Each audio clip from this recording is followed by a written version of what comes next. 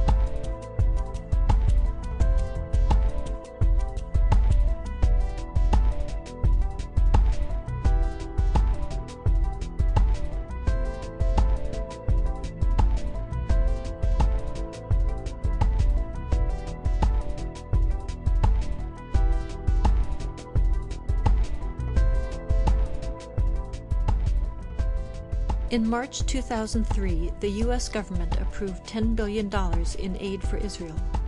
At the same time, it withheld a $3.5 billion grant to upgrade the training of first responders, those who would be first to respond to a terrorist attack.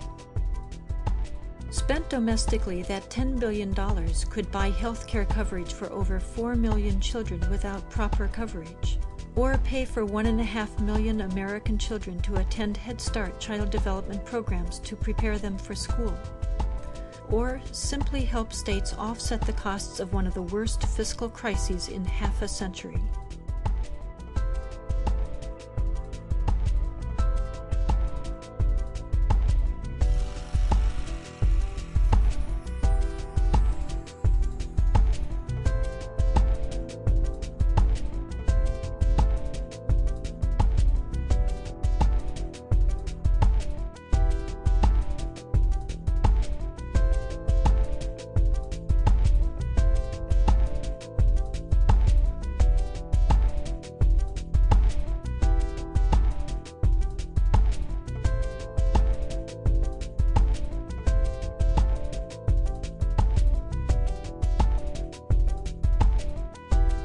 One of the reasons that the American commitment to Israel is so strong, that it's not only reflecting the impact of well-organized pro-Israeli lobbies, but it also represents the views of the Pentagon that sees Israel now as an indispensable strategic ally in the effort to control and exert influence throughout the region.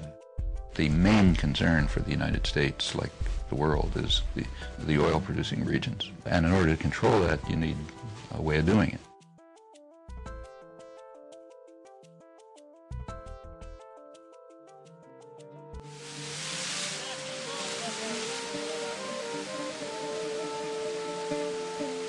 Desperate for a peace that would finally end occupation, Palestinians again came to the negotiating table in 2000. People think, look, Israel was very forthcoming. It offered 95% of the West Bank, of the occupied territories to the Palestinians, and they rejected it in violence. The assumption of that 95% argument is that getting 95% of the land gives you 95% sovereignty, a sovereign country. But I think it's very useful to think in terms of a prison. If you look at a blueprint of a prison, it looks like the prisoners own the place. And the prisoners have 95% of the area. They've got the living areas, they have the exercise yard, they have the cafeteria, they've got the work areas. All the prison authorities have is 5%, is the control. The average Palestinian didn't think they were throwing anything away because there was nothing to throw away. They had tuned out what Barak and Arafat were talking about, because on the ground there were ongoing land expropriations, tree uprootings, road building, unfair water allocation, leaving many Palestinian families in the summer and fall with 2 hours of running water a week, when next door you have a settlement with a swimming pool and green lawns. So what do you expect people to think?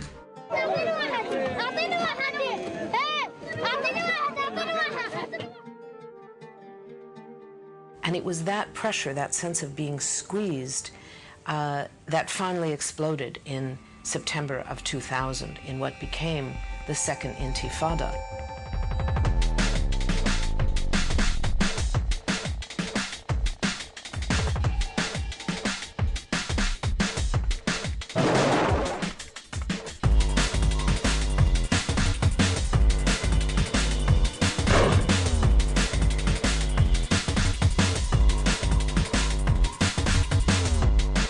What is called the Second Intifada is essentially a mobilization of resistance against this structure of occupation and oppression. Israel, from the very beginning of these demonstrations, had indeed relied on excessive force. They had used live ammunition against unarmed demonstrators, had inflicted several deaths, and hundreds of casualties in the opening days of the Intifada.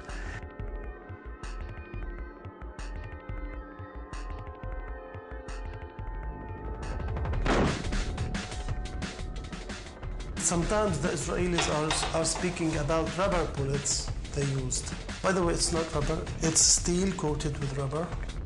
This bullet, it killed many of the kids who are demonstrating, sometimes while they are throwing stones. As this case, I'll show you what happened. He is a 14 years old from Khan Younis. He was shot with a one like this, and it entered here, and he died. A lot of the deaths have been children, and we do have some documentary evidence that security forces are firing on crowds of children. The soldiers weren't at risk. They're heavily armored, they have all this high-powered weaponry, and no child with a stone is going to be a risk to them.